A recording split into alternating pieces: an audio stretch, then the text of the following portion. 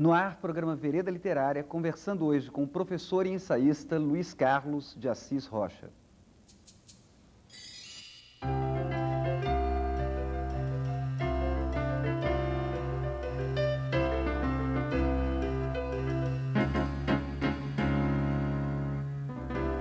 Luiz Carlos de Assis Rocha nasceu em Pitangui, Minas Gerais. É mestre em língua portuguesa pela UFMG e doutor também em língua portuguesa pela Universidade Federal do Rio de Janeiro. Dentre seus trabalhos destacamos Gramática Nunca Mais, o ensino da língua padrão sem o estudo da gramática. Como elaborar trabalhos acadêmicos. Estruturas morfológicas do português. Atualmente, Luiz Carlos de Assis Rocha é professor de língua portuguesa e linguística da Faculdade de Letras da Universidade Federal de Minas Gerais. Tudo bem com você, Luiz Carlos? Tudo bem. Grande prazer tê-lo aqui conosco. Prazer é todo meu.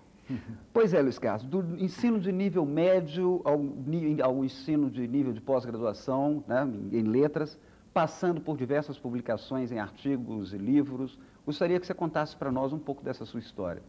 Pois não, com todo prazer. Eu gostaria de realçar nesse início de conversa é o seguinte, eu durante muitos anos, durante 22 anos, eu trabalhei na rede estadual de ensino. Né? Atualmente eu sou professor da Faculdade de Letras, como você disse, mas esse contato que eu tive, né, com o ensino, né, de fundamental e médio, isso deixou uma preocupação muito grande, né? Quer dizer, há muito tempo que eu deixei o ensino fundamental, a escola, né, de nível fundamental. Mas, trabalhando na UFMG, na faculdade, ficou sempre aquela preocupação. Né? Formando professores. Exatamente, essa preocupação de formar professores, por isso que eu estou publicando agora esse livro, Gramática Nunca Mais.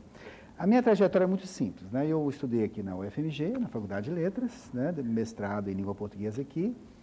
Depois fiz doutorado na UFRJ, né? E trabalho atualmente na Faculdade de Letras, nos cursos de graduação, pós-graduação. Durante certo tempo eu fiz incursões na área de linguística, com esse livro aí que você falou, né? Estruturas morfológicas do português. Mas atualmente eu estou muito preocupado com a questão do ensino, né? Principalmente com a questão da gramática, né? Qual é o papel da gramática na escola? Porque, na verdade, eu acho que nós vamos ter a ocasião de falar sobre isso, porque, na verdade, a gramática vem sendo, vamos dizer assim, num português bem popular, vem sendo empurrada com a barriga. Né? E nós precisamos estudar, mudar, ver o que se resolve com relação a isso, não é verdade? Ok, então vamos tentar uma sequência aqui, porque na verdade a gente percebe isso, que no seu livro Gramática Nunca Mais, você de certa forma sistematiza toda essa, como você disse, toda essa sua longa experiência.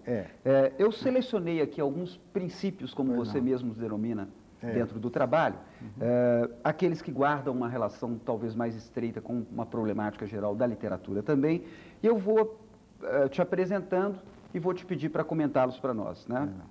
Bom, o primeiro princípio é o seguinte, você diz, a preocupação do professor de português do ensino médio está voltada basicamente para a produção escrita em língua padrão e não para a gramática.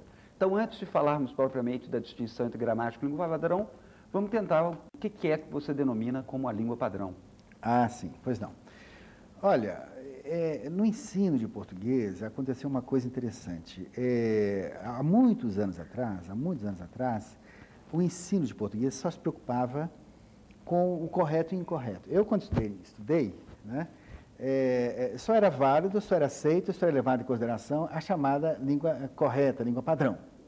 Mas depois, com o advento da linguística, da sociolinguística, né, com a liberação dos costumes, né, nós observamos que a língua, não propriamente a língua, que o estudo da língua passou por uma fase de liberação também. Hoje em dia, os professores de português dão muita importância às letras de música, propaganda, isso é necessário estudar isso. A diversidade geral. A diversidade linguística, né? A literatura, né? Os professores, os autores de literatura fogem muito à chamada língua culta, né? Claro, isso é lógico, né? Mas então passou-se de um extremo, né, bem antigo, né, de preocupação extrema com a língua padrão, para um outro lado, né, que é a liberação geral, entendeu? Então, muitos professores portugueses achavam, e ainda acham, né, que não tem problema, comunicou, está comunicado. É né? a velha história do Chacrinha. A velha história do Chacrinha, né? Mas hoje em dia parece que as coisas estão voltando ao lugar, está havendo uma oposição mais sensata, né? No sentido de que, eu vou resumir a questão dizendo o seguinte, a pessoa, o nosso aluno, quando sai de uma 8ª série, principalmente do 2º grau, e mesmo a pessoa que termina o curso superior, ela vai precisar se expressar em língua padrão, né? Afinal de contas, você como jornalista, né? Todos esses livros que estão aqui, tudo é escrito, não os livros de literatura, evidentemente, mas os livros técnicos, os livros científicos, os memorandos, as cartas, os relatórios, os avisos, tudo é escrito em língua padrão. Né? Então, hoje em dia, parece que as coisas estão voltando ao seu lugar, né? Não mais aquele exagero, né, de 30, 40 anos atrás, que só era válido aquilo que era a língua padrão, mas também não podemos passar para o outro extremo, né? Da teoria chacriniana, digamos assim, né? Comunicou, está comunicado. Então, esse livro pretende colocar as coisas no seu devido lugar. Né? A língua padrão é importante, sim, mas também é importante você olhar outras manifestações de linguagem, lógico, né? Principalmente a literatura. Né? Dela nós vamos falar mais adiante, mas você diz o seguinte, que o estudo da gramática é prejudicial ao aluno. Né? Esse que é o ponto polêmico do livro. Né? Olha, eu costumo fazer a seguinte comparação. Né? Nós temos o costume de vincular o ensino do português ao ensino da gramática. Né? E essa é uma tarefa, é uma postura, né, que vem acompanhando o homem desde a Grécia. Né? Mas, hoje em dia, se você pensar bem, até estava conversando com você, com o professor Abel antes, né? E sempre que eu converso com um jornalista, com um advogado, uma pessoa formada em curso superior, todas elas dizem, né? Eu tenho muito costume de redigir, de escrever e tal, mas não me pergunte nada de gramática, eu não sei nada. Né? Então, pensando muito nesse problema, discutindo com colegas, com alunos, etc, tal, alguns professores, é bem verdade que é a minoria, e eu me incluo nesse grupo, alguns professores chegaram à conclusão de que são duas coisas diferentes. Né? Você pode muito bem falar português, você pode dominar o português padrão, não só para falar, mas também para escrever, sem necessidade de saber gramática. Quando eu digo gramática, estou me referindo à terminologia gramatical, à classificação. Claro, saber ele sabe, né? Só isso, que é claro. A explicitação. Isso, exatamente. Saber, claro, que se a pessoa fala uma língua, há a chamada gramática subjacente, né? A respeito da qual Chomsky, né, fala tanto, né? A gramática gerativa fala tanto, quanto a isso não há a menor dúvida. Mas, como você disse, o problema é explicitar. Quem é que sabe explicitar? Quem é que sabe classificar uma oração subordinada? Né? Quem é que sabe classificar? Os próprios professores de português. Os professores têm que ficar recorrendo às gramáticas. E há muitas dúvidas com relação a isso. Luiz Carlos, em termos metodológicos, né, já que falamos da problemática levantada no primeiro bloco relativamente a essa distinção entre se privilegiar a língua padrão em detrimento da gramática, você propõe algumas alternativas e essas alternativas passam pelo seguinte, você diz que o aprendizado em língua padrão deve ser feito através de 3 procedimentos básicos: prática da leitura, exercícios em língua padrão e prática da escrita. É possível brevemente apresentá-los para nós? Pois não. Então, o princípio básico que nós expomos nesse livro aí, né, é esse, né, de que o estudo da nomenclatura gramatical, da classificação, né, isso aí não resolve nada. Né? Para falar a verdade, vamos falar bem claramente, isso é um tempo perdido. Sabe? Agora, do mesmo modo como a pessoa aprende a falar, né, na prática, né, nós temos aí, sabemos que crianças de 4, 5, 6 anos falam normalmente português, né, sem nenhum conhecimento de gramática. Né? Então, o papel da escola é simplesmente adaptar esse português que a pessoa já usa, já tem, à chamada língua padrão, a chamada norma culta. Né? Então, que na verdade, as pessoas, de um modo geral, elas condenam a gramática, muitos professores fazem isso, mas não colocam, não ensinam, não mostram, né, o que se deve fazer. No livro, né, como você lembrou aí, há uma proposta de metodologia, né, no sentido de que haja um treinamento de uso, de prática, de emprego. Né? A questão é usar a língua padrão através não só de leitura e da escrita, mas também com exercícios específicos, né? O que nós chamamos de treinamento em língua padrão, né? Para que ele possa sair de uma 8ª série realmente dominando essa língua padrão. É usá-la e não falar dela.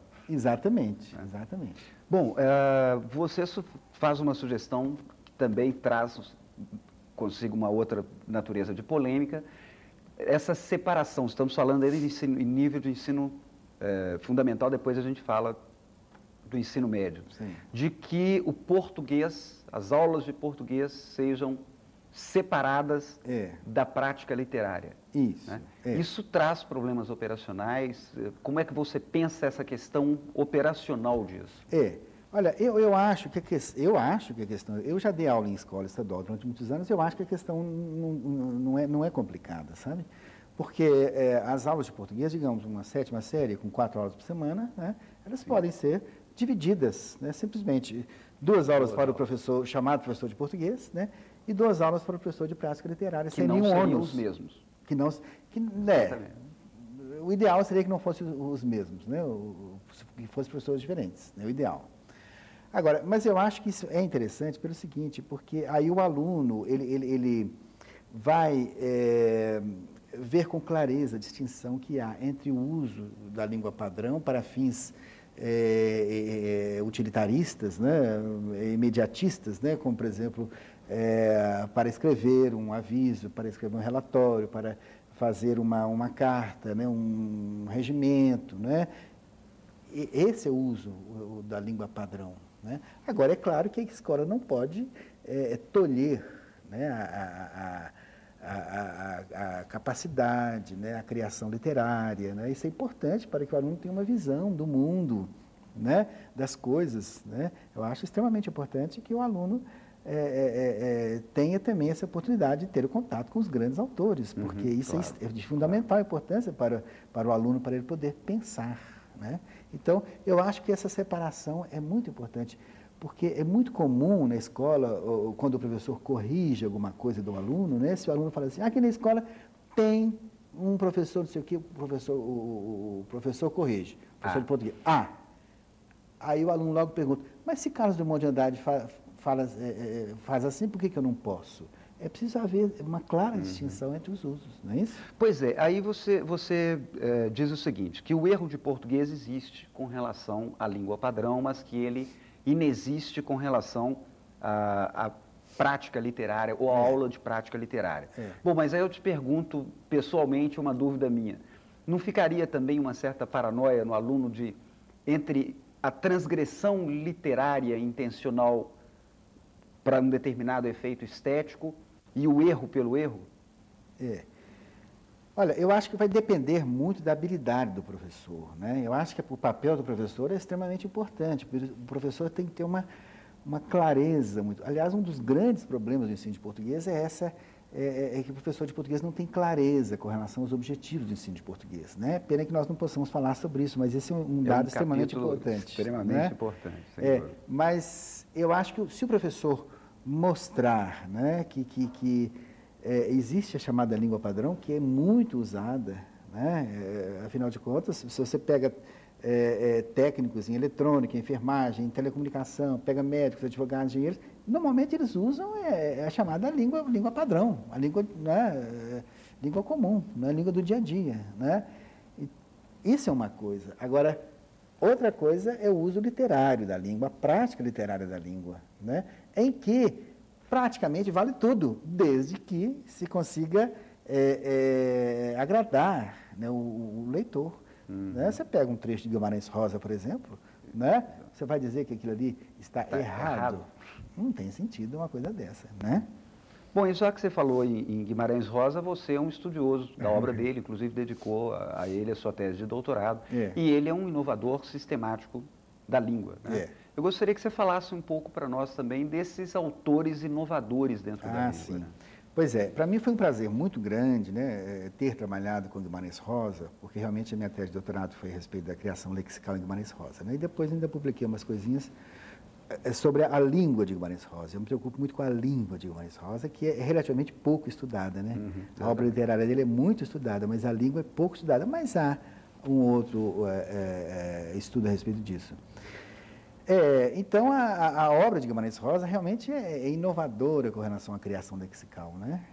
Porque Guimarães Rosa não se preocupa apenas em criar novas palavras de acordo com o sistema da língua portuguesa. Eu tenho até um trabalho sobre isso, ele vai além disso, né? Há certas passagens da obra dele que, rigorosamente falando, você diria que não estão escritas em português. Né? Porque a revolução é tão grande, a audácia é tão grande, né? Por isso que é difícil a leitura dele. Agora, você começa a ler e aí você cai nas garras do Guimarães Rosa e consegue, né, ler a obra dele com muito prazer. Né? Ok, antes que a gente passe a questão dos estudos de literatura e teoria literária no ensino médio, como você propõe, sim. gostaria que brevemente, nós temos um minuto para finalizar esse bloco, respondesse qual é a sua visão pessoal com relação aos estrangeirismos dentro da língua portuguesa? Olha, essa questão é complexa, vou tentar. É o seguinte, é muito difícil você dizer que não pode, não existe. Né? Afinal, as línguas, esse contato é muito grande, a história mostrou que o português está cheio de palavras de outras línguas e tal. Né? Eu acho difícil lutar contra isso. Agora, uma coisa a respeito da qual pouco a gente fala é a questão vamos dizer assim, o indivíduo tem uma certa... É a questão cultural, a questão, sabe, da tradição. As pessoas, de um modo geral, embora usem muitos estrangeirismos, elas têm uma certa aversão, principalmente as pessoas mais estudadas e tudo. É uma questão complexa, né? A gente não pode ir contra os estrangeirismos, mas nós temos que ver que as pessoas, de um modo geral, querem ter uma língua... contenção. Uma contenção, exatamente. Bem, Luiz Carlos, passando agora às questões relacionadas ao ensino de nível médio. Você disse que aí sim, literatura e teoria literária devem ser objetos de estudos. Então, eu te pergunto, neste estágio, o que ensinar com que metodologia? A proposta do livro, Gramática Nunca Mais, é a seguinte, é que o aluno termine a 8ª série sendo capaz de escrever 1 ou 2 páginas em português padrão, né? Ler textos, né? Essa é a proposta. Isso é perfeitamente possível, né? Desde que você não perca tempo, né? com a gramática, com a gramática explícita, tradicional, etc. E no segundo grau, o que você vai fazer então? Olha, nós temos observado que faz muita falta para o cidadão comum, né, para a pessoa, digamos, para um profissional, para o jornalista, para o advogado, para o médico, para o sociólogo, né, principalmente aqueles que se dedicam às ciências humanas, faz muita falta ter uma visão geral da literatura, né? Quantas e quantas vezes Homero é citado, né? Virgílio é citado, né? Shakespeare é citado, né? Cervantes é citado, né? E é importante que o aluno tenha essa visão geral da literatura, né? Uma espécie de literatura comparada. Né? Outros autores já propõem isso. Ciro Pocente, por exemplo, já acha também que isso é muito importante, né? Porque volta e meia, você pensa num teatrólogo, pensa num romancista, pensa num jornalista, por exemplo, volta e meia ele tem que fazer reverência aos grandes escritores, né? E isso dá uma visão muito boa do mundo, né? Desde que ele tenha essa visão. Agora, é lógico que a língua, o professor do segundo grau vai ver se o aluno tem deficiências ou não, mas o que não se pode, no segundo grau, voltar a estudar a mesma coisa, substantivo, artigo, oração coordenada, oração subordinada. Isso não tem sentido, né? Bom, e você reserva ao curso superior de letras o espaço, o lugar privilegiado para o estudo da gramática. No livro, eu procuro ser muito claro com relação a isso. A gramática explícita, essa gramática tradicional que está aí nos livros do Celso Cunha, Bechara, Segar e tal, essa gramática deve ser estudada no curso superior de letras, somente no curso superior de letras, né? Na verdade, é isso que acontece. Se você pensar bem, é isso que acontece, né? Muitos e muitos e muitos alunos chegam ao curso superior sem saber gramática, né? Eu tenho experiência, faço testes com os meus alunos, muito aluno chega à faculdade de letras, sem saber gramática explícita, classificar as orações, classe de palavras, isso acontece demais, né? Agora, o professor de português, sim, né? Esse sim, tem que saber a língua mais a fundo, né? Além disso, ele poderá fazer uma pesquisa linguística mais profunda. Claro. No curso de letras, sim, é necessário estudar gramática, e não só a gramática tradicional, porque muitas vezes ele chega ao curso superior de letras não sabendo nada de gramática, mas também as novas propostas, né? Funcionalismo, a própria gramática gerativa, etc, etc.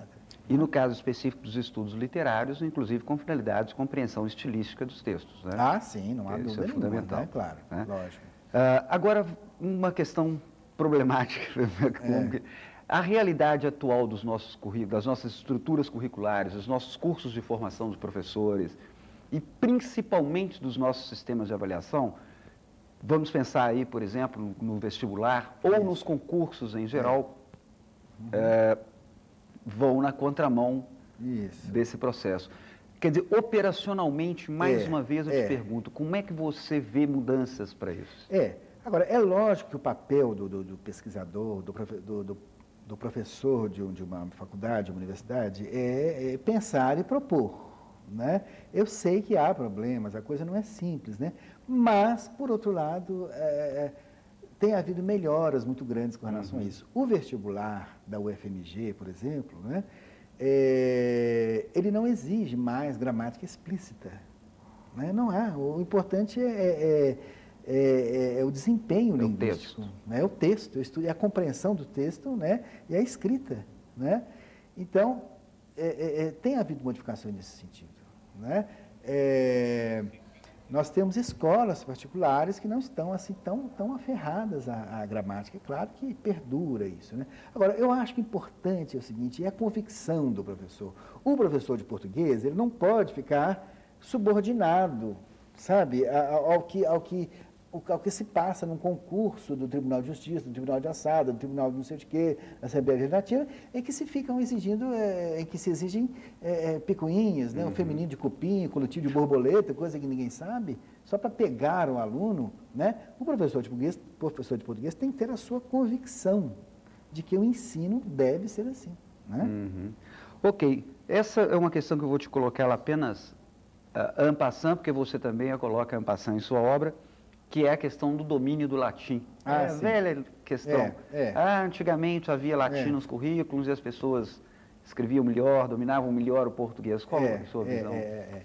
Olha, existe uma frase que eu coloco no livro, uma epígrafe, uma das epígrafes do meu livro, Gramática Nunca Mais, que é o seguinte: é